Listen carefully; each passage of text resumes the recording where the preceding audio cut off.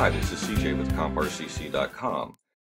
Now, to mount this motor plate, this is definitely a place where I will be using some Loctite. For a piece like this, I generally like to apply it to the threads here instead of on the end of the bolt, and then slide it through and end up wiping most of it off.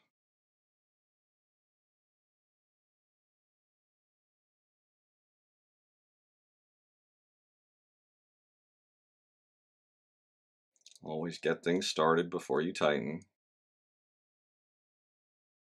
Another reason you want thread lock is you don't want to tighten these down as hard as you can. You don't want to risk collapsing the transmission a little bit, binding up a bearing.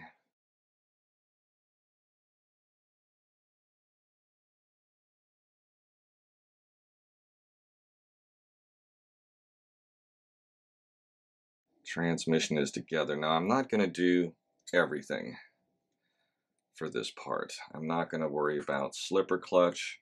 I'm not going to attach the motor because the motor is going to be down low. Remember, right now I want to put certain parts of this vehicle enough together for body clearance. So I'm going to put the gear cover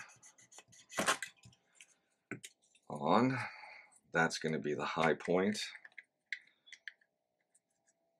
I don't mean the high point of the video, the highest point at the center of the car.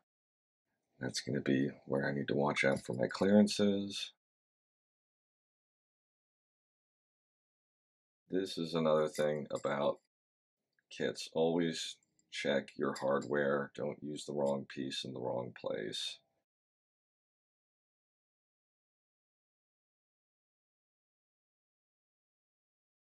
These two slightly longer screws and these two shorter screws that are of the same diameter, those are going to go in from below to mount the transmission to this plate. These three thinner ones attach the gear cover. I just want to show you the differences between these to show you just how similar they actually are. So as you can see, these two are the same diameter. The two on this side appear to be the same length, but this one is a little thinner. So when you attach the transmission, you want to make sure you've identified these two pairs, and in the diagram it shows you which two of these go into either these two holes or these two holes. You don't want to mix those up, or you might be threading through into the transmission if you put the long one where the short one should be. Always be very careful with this type of hardware. These are self-tapping screws. You can tell by the coarseness of the thread and by the way the tip narrows. They're designed to cut a hole through plastic, a hole in plastic that has been drilled to be smaller, and they cut their own thread path as you screw them in. And you want to be able to take this thing apart and put it back together again, possibly multiple times as you service, clean, repair, replace broken parts, etc. And if you have tightened these too hard, if you have started to pull those threads, you are not going to be able to back that back out of there. And when I put this back together, and I've got the motor in place and gearing, I will definitely be putting a little bead of grease around this cover, and I'll be definitely putting some grease on the little snap-on cover that is for adjusting the slipper clutch, because the front of my motor is going to be accessible through there. As I mentioned, I'm going to be waterproofing the motor, but you can only do so much. For example, here you have exposed bearing surface, but there is going to be a drive shaft that plugs into here, and if I smear, at that point, a very generous quantity of marine grease, some of it's going to get thrown off, as these things are going to spin at fairly high rates at times. But at the same time, some of it will remain and it will provide a barrier to prevent water getting in. And so I don't want water getting into the engine, or excuse me, the motor if possible, and I definitely don't want it getting into the transmission if possible. Okay, we have 4 holes in the skid plate to mount the transmission. These 2 holes, if you look at this, the skid plate, it has an angle here. So these 2 holes, there's a little more material there than there is here. These 2 holes use the longer screw. These 2 holes get the shorter screws.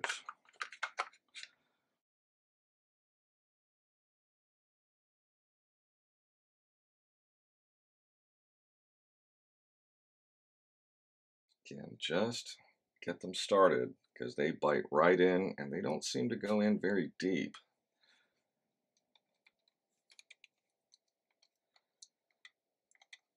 You definitely don't want to risk stripping out that transmission case because you will never get that transmission case to stay down again.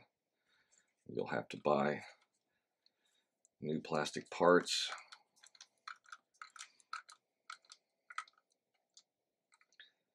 That might be an interesting option to consider down the road as well, would be replacing the transmission case with an aluminum case. There are a variety of aftermarket companies that make very nice transmission cases, billet aluminum, CNC machined, and those would have different type of mounting hardware. It would go into threaded holes.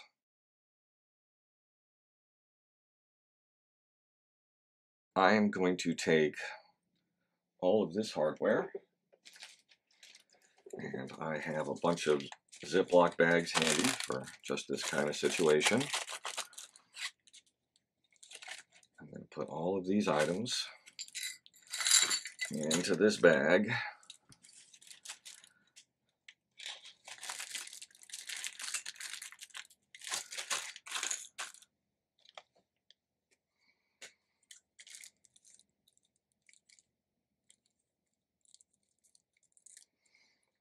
And it's marked as transmission. So I can now set this aside. And when I'm ready, I will have those items.